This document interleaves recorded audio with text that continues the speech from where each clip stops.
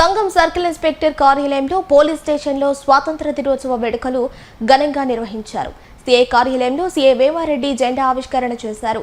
Police స్టేషన్లో SI Rajesh జెండా ఆవిష్కరణ చేశారు. దేశానికి స్వాతంత్ర్యం వచ్చేందుకు ప్రాణ త్యాగం చేసిన మహాత్ముల గురించి స్మరించుకున్నారు. అనంతరం మిఠాయిలు పంచిపెట్టారు. ఈ కార్యక్రమంలో సిబ్బంది పాల్గొన్నారు.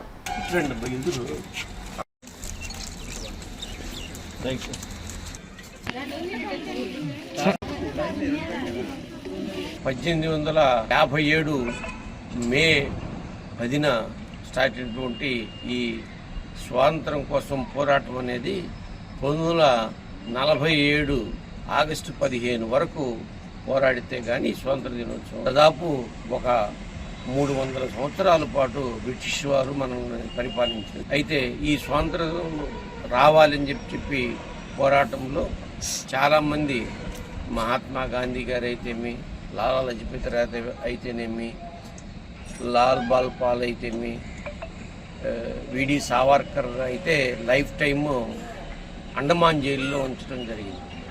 బిపిన్ చంద్రపాల్ అయితేనేమి, ఇట్లా చాలామంది స్వాతంత్రం కోసం పోరాడి వాళ్ళ యొక్క ప్రాణాలని తృణప్రాయంగా అర్పించడం జరిగింది.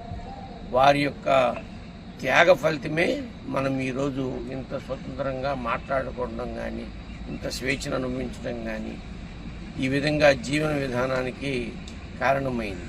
అందువల్ల వాళ్ళ యొక్క త్యాగాలని మరోసారి గుర్తు చేసుకొని మన యొక్క విద్యుక్త ధర్మాన్ని మర్చిపోకూడదని, ఈ దేశం యొక్క సర్వతోముఖాభివృద్ధికి ప్రజలందరూ పాటుపడాలని కోరుకుంటూ అందరికీ 79వ స్వాతంత్ర దినోత్సవ శుభాకాంక్షలు తెలియజేశారు. నారాయణ గారి రాకతో నెల్లూరుకి నూతన శోభ.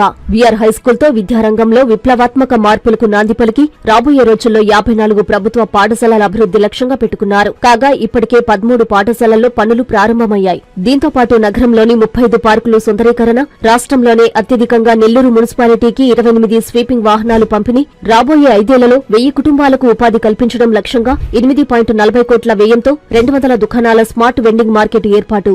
ముఖ్యమంత్రి గారి ఆదేశాల మేరకు P4 జీవో పావర్టీలో భాగంగా నెల్లూరు నగరంలో 9,938 బంగారు కుటుంబాల అభివృద్ధికి ప్రత్యేక చర్యలు. ఇవన్నీ కేవలం ఒక్క ఏడాదిలో నారాయణ గారి ఆధ్వర్యంలో నెల్లూరులో జరిగిన అభివృద్ధి. నారాయణ గారు ఉన్నారంటే నెల్లూరుకి ఉన్నత భవిష్యత్తు ఖాయం. రాష్ట్ర ప్రజలందరికీ స్వాతంత్ర దినోత్సవ శుభాకాంక్షలు.